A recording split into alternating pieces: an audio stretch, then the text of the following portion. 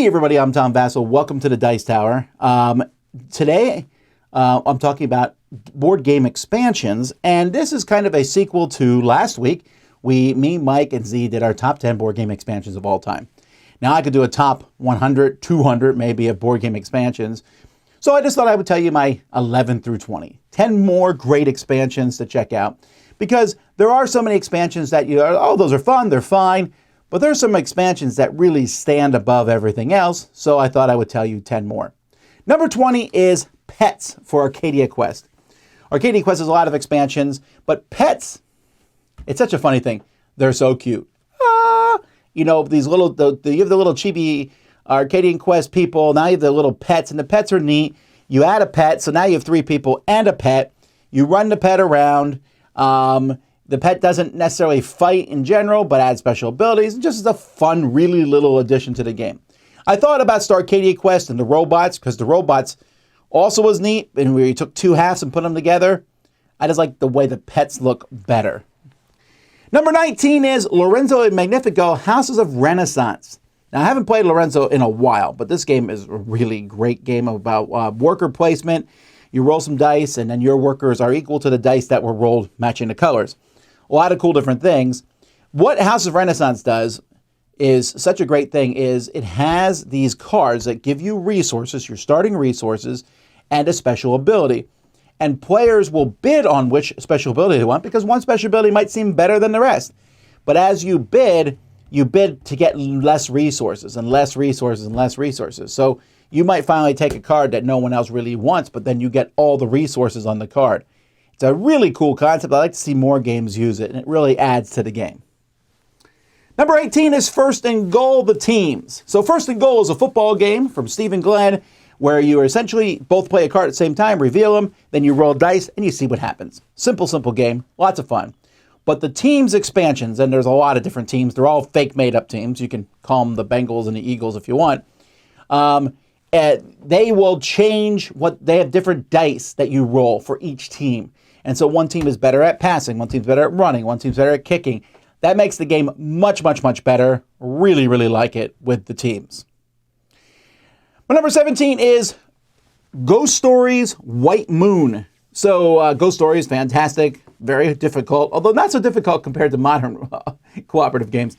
And White Moon really changed the game. So I don't normally like when a game changes a lot, but this adds a bunch of villagers that you need to rescue. It actually is an alternative way to win. And it makes the game both harder and easier at the same time, which is my favorite way. Like, oh, this is harder, but this is easier and better.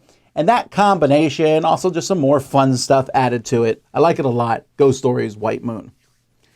Number 16 is Innovation Echoes of the Past. Now, this one I'm a little embarrassed to say is mostly because I know there's a lot of expansions for Innovation. This is the only one I've really played. Innovation is a very fun little civilization game.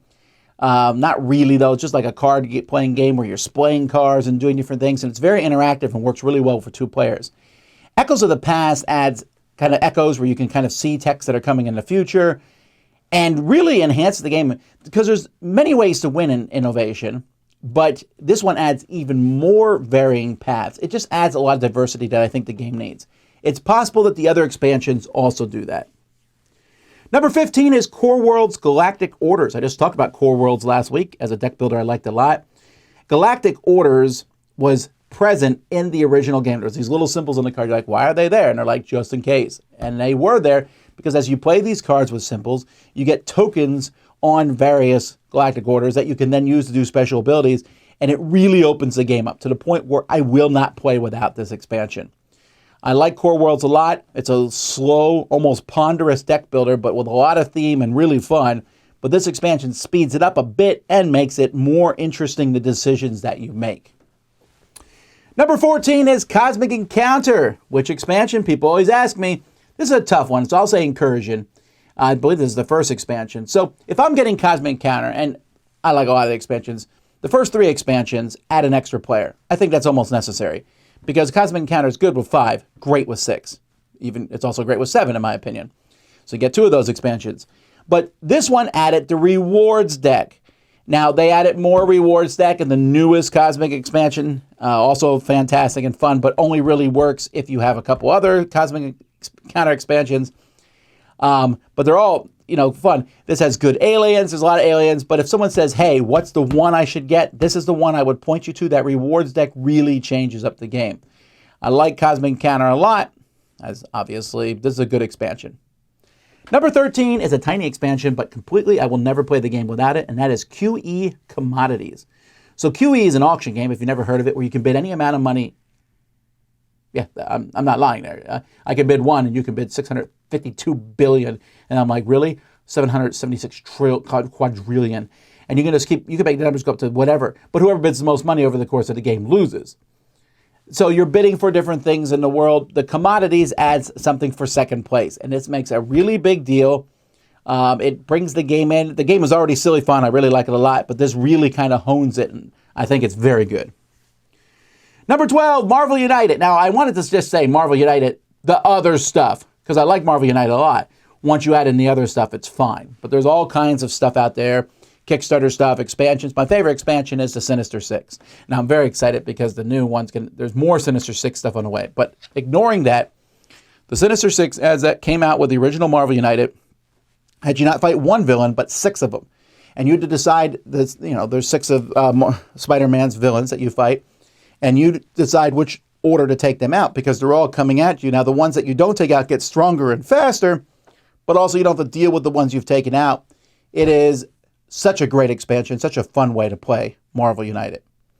And my number 11 expansion, just missed the top 10, is for a game that I like a lot, Cyclades, but when I add in the expansion Titans, it is so much better. Now, Titans changes Cyclades dramatically.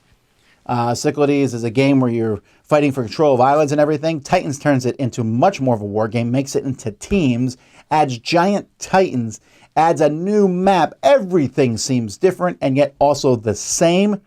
It just brings the whole thing into a really nice, it plays 6 well, 2v2v2 or 4, 2 versus 2.